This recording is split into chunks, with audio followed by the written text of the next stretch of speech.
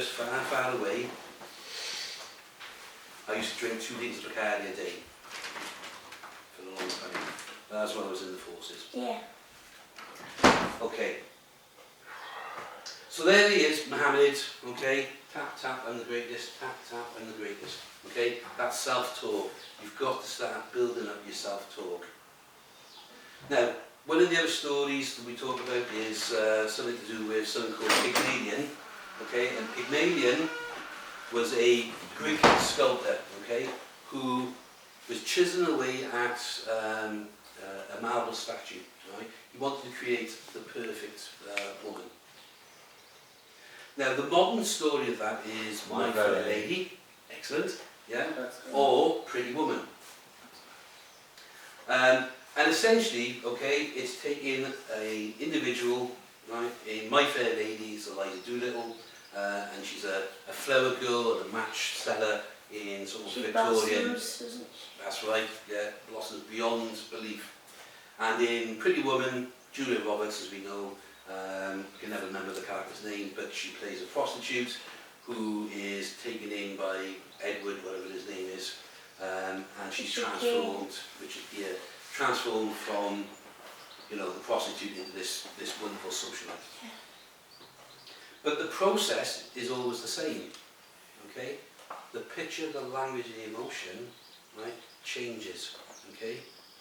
Because Eliza and Julia Roberts, right, are forced to look in themselves, right, as it said on on the video just before, about looking at those dark places, the things that hold us back.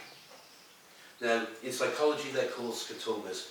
It's blind spots, okay? So what you have to start doing now is you have to start challenging every thought, every picture that you have about yourself, okay? And you have to challenge it. Is this good for me? Or does it serve me no purpose? Will it make me feel better? Will it make me move forward? And if the answer is no, right, you shout to yourself, no! I don't want this anymore. What are you going to start concentrating on? Change. But more than change, okay, what is the picture that you're going to create for yourself in the future? Who do you want to become? What do you want to see? Do you want to become the best parent in the world? Do you want to be travelling as an international globetrotter? Do you want to be, you know, helping people sort of transform themselves? You have to see the picture, as I said on the video, as if it was happening now. So when you go outside, right, and you're all having your cigarettes, right, and a cup of coffee, and you're chatting away about, you know, rubbish, is it serving a purpose? And if the answer is no, right, get up, go and do something that is going to serve a purpose. Go and check your handbooks, go and check the things that you've been writing down, yeah? Work on yourselves, transform yourselves.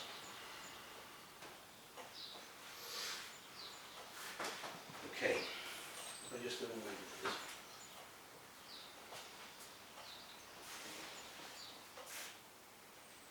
So I'm going to show you a video now to show why it's important that you live in the moment.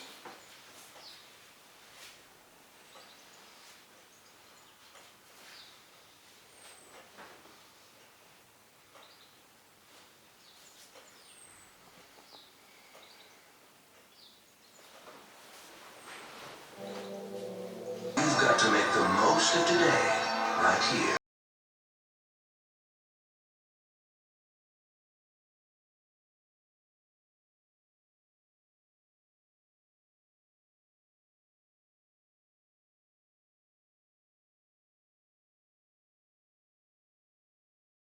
To realize the value of 1 year, ask a student who failed a grade. To realize the value of 1 month, ask a mother who gave birth to a premature baby. To realize value of 1 week, ask the editor of a weekly newspaper. To realize the value of 1 hour, ask a person who just missed a train. To realize the value of 1 second, ask a person who narrowly avoided an accident. To realize the value of 1 millisecond, Ask the person who took the silver medal at the Olympics. Time waits for no one. Follow up every lead. Make every second count. Always be closing. Every opportunity missed equals money lost. Remember, yesterday is history. Tomorrow is a mystery. Today is a gift. That's why it's called the present. Yeah. That's good. Presents gift.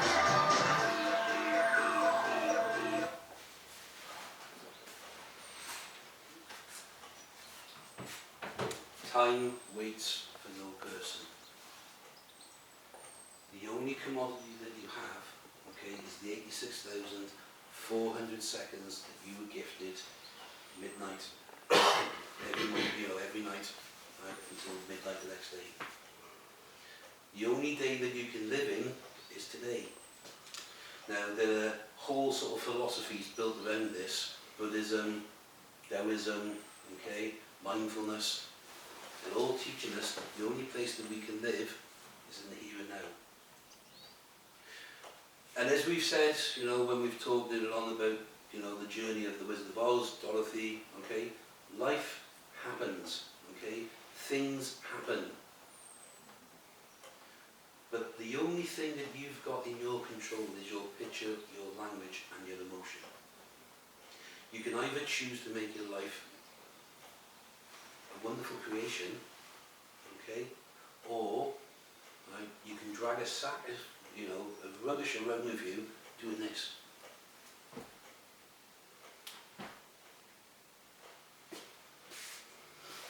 Did a wonderful impression of Quasimodo then, didn't I? Yeah. It's a choice.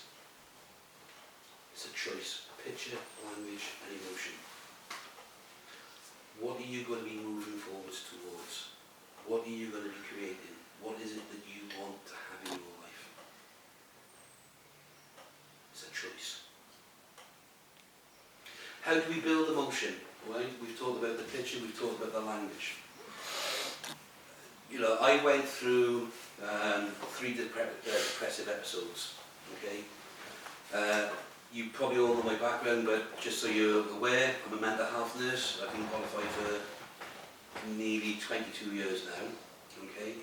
And when we did our nurse training, mental health nurse training, they teach us about psychology, and they teach us about psychiatry, sociology, all the ologies that are out there, okay? They don't teach us how we think.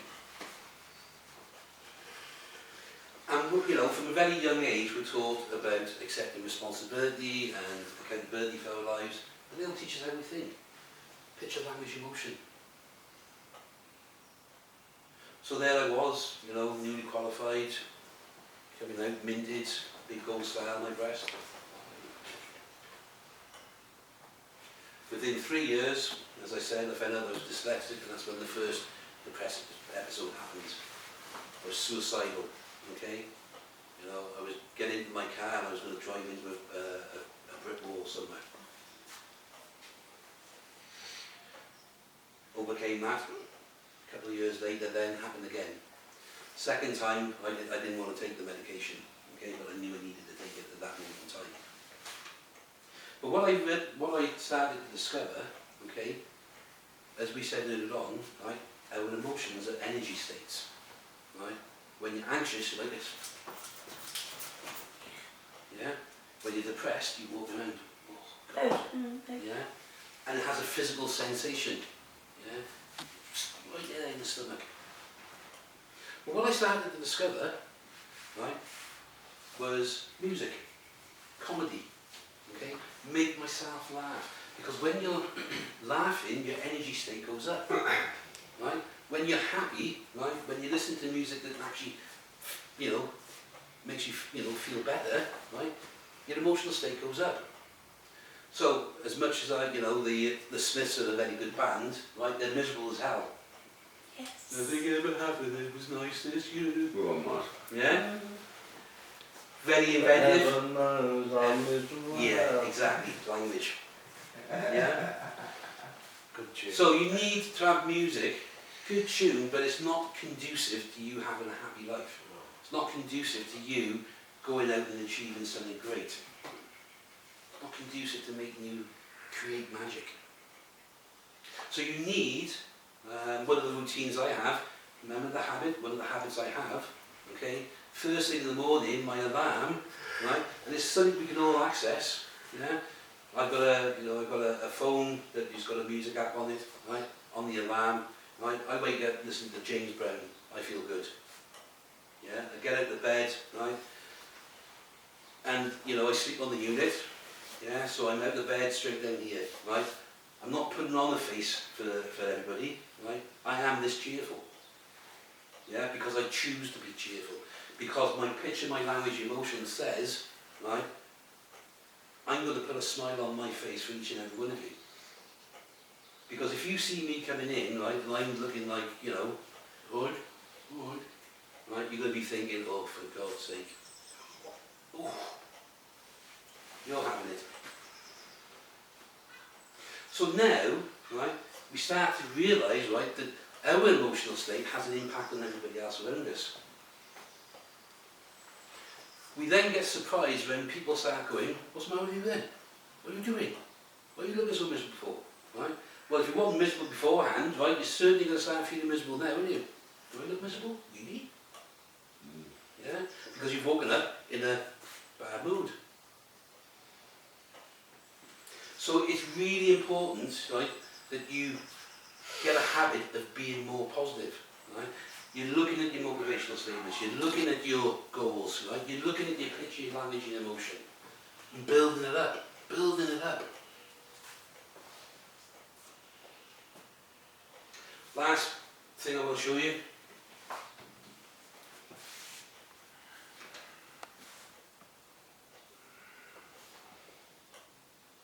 I love this one.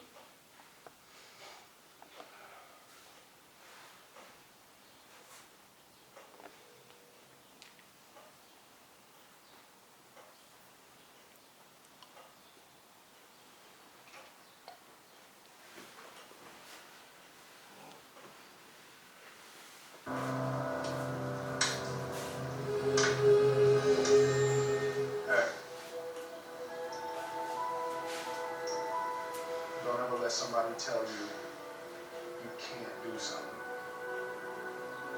Not even me. Alright? You got a dream?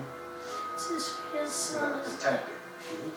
Will Smith, that's his real son. Yeah, Is Tell James. themselves, they want to tell you you can't do it.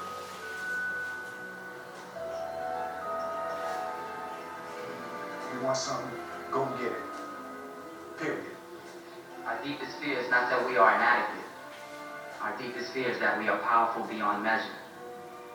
It is our light, not our darkness, that most frightens us. Your playing small does not serve the world. There is nothing enlightened about shrinking so that other people won't feel insecure around you. We were all meant to shine as children do. It's not just in some of us, it's in everyone. And as we let our own light shine, we unconsciously give other people permission to do the same, as we are liberated from our own fear. Our presence automatically liberates others. What you doing here? Don't you have practice? Not anymore, I quit. Oh. Well, since when are you the quitting kind? I don't know, I just don't see the point of it. So you didn't make the dress list. There are greater tragedies in the world. I wanted to run out of that tunnel for my dad. To prove to everyone Prove what? that I was somebody. Oh, you are so full of crap. You're 5 feet nothing, 100 and nothing, and you got hardly a speck of athletic ability. And you hung in with the best college football team in the land for 2 years. And you're also going to walk out of here with a degree from the University of Notre Dame. In this lifetime, you don't have to prove nothing to nobody except yourself. And after what you've gone through, if you haven't done that by now, it ain't gonna never happen.